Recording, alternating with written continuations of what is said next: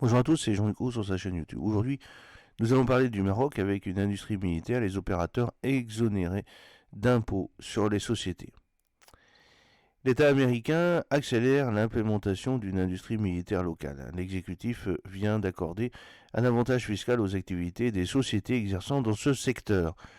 C'est le jeudi 14 novembre que le Conseil du gouvernement a adopté un projet de décret fixant les activités exercées par les sociétés industrielles bénéficiant de l'exonération temporaire de l'impôt sur les sociétés prévue dans le Code général des impôts.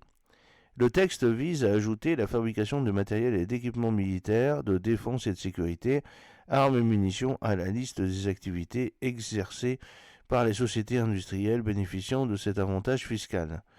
En juin dernier, le Conseil des ministres a approuvé un projet de décret relatif à la création de 2 zones d'accélération industrielle dédiées à l'accueil des unités spécialisées dans le matériel et les équipements de défense et de sécurité, ainsi que dans la fabrication d'armes et de munitions.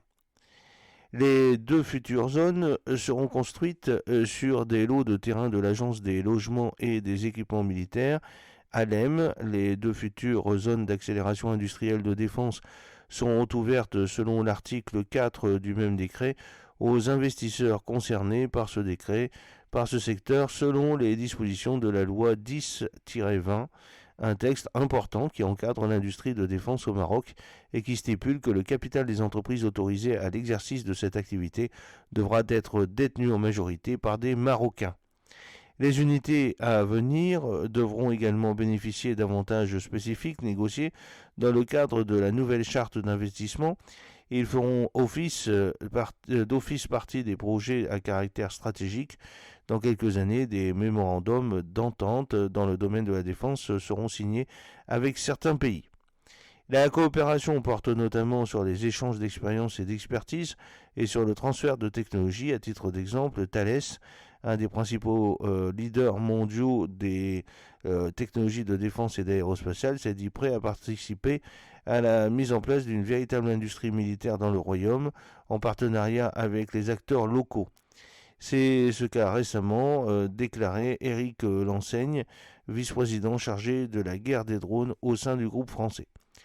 S'il y a des dispositions qui peuvent faciliter notre participation à la mise en place de futures zones d'accélération industrielle militaire au Maroc, nous les étudierons certainement et déterminerons notre valeur ajoutée en partenariat avec l'industrie locale, a-t-il affirmé. Ces décisions s'inscrivent dans une stratégie globale de modernisation et de développement des capacités de défense du Royaume tout en répondant aux enjeux stratégiques contemporains. J'espère que cette petite vidéo vous a plu. N'oubliez pas de cliquer sur le pouce pour la promouvoir, de vous abonner si ce n'est pas encore fait et de partager cette vidéo sur vos réseaux sociaux. A très bientôt, fidèlement, Jean-Luc O.